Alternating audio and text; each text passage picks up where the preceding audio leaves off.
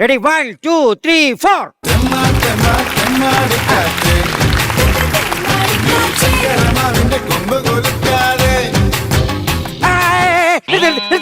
എടാ ചക്രമാവിന്റെ കൊമ്പ് കുലുക്കാതെന്ന് പറയുമ്പോ ഇങ്ങനെ കാണിക്കുവാണ് ചെയ്യേണ്ടത്.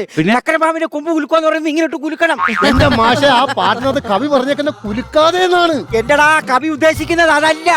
നീയൊക്കെ ഇങ്ങനെ ഇരുന്ന് കുലുക്കിക്കൊണ്ടിരിക്കുമ്പോ അത് കണ്ടിട്ട് കവി അവിടെ നിന്ന് പറയുന്നതാണ് അത് കുലുക്കാതെ കുലുക്കാതെ അതിന്റെ മാങ്ങ മുഴുവൻ പൊഴിഞ്ഞ് താഴെ വീഴുമെന്ന്. അതാണ് പണ്ടത്തെ ഡാൻസ് എന്ന് പറയുന്നത്. ഇപ്പൊ അങ്ങനെ ഇല്ല. 2025 കാലഘട്ടമല്ല അവിടുന്ന്. ഇപ്പൊ നമ്മുടെ സാഹചര്യം അനുസരിച്ച് വേണം നമുക്ക് ഡാൻസ് പഠിക്കാൻ. അതുകൊണ്ടാണല്ലോ ഞാൻ ഇവിടെ വന്നത്. നല്ല കാര്യം. എനിക്ക് ഈ ടൂർ പോകുമ്പോൾ ഡാൻസ് കളിക്കാൻ പഠിക്കണം. അവിടൊക്കെ പോകുമ്പോ ഡാൻസ് പഠിക്കണോ? അല്ല ടൂർ ടൂർ പോകുമ്പോ കളിക്കാൻ വേണ്ടിയാണ് ഈ 4 കാലം പറിച്ചിട്ട് നീ ഡാൻസ് കളിച്ചത്.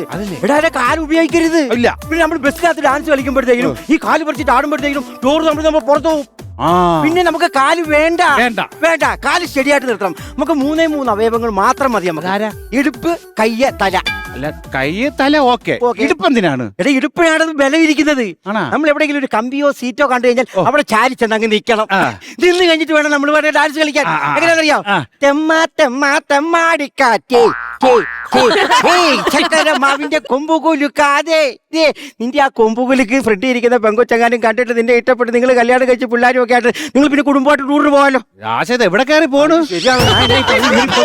അതാ പറയാം നമുക്ക് സാഹചര്യത്തിനനുസരിച്ചുള്ള പാട്ട് പഠിച്ചാൽ മാത്രം മതി.